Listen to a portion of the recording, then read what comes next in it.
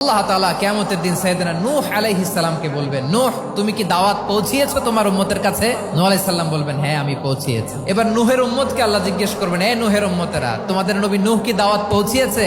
নূহের উম্মত বলবে, না আল্লাহ, কোনো দাওয়াতও আমরা পাই নাই, আপনারাও চিনি নাই, জান্নাতও চিনি নাই, জাহান্নামও চিনি নাই। নূহ আলাইহিস সালাম বিপদে পড়ে যাবেন। তখন আল্লাহ বলবেন, নূহ তোমার পক্ষে কোনো সাক্ষী আছে? নূহ আলাইহিস সালাম বলবেন, আছে। কে?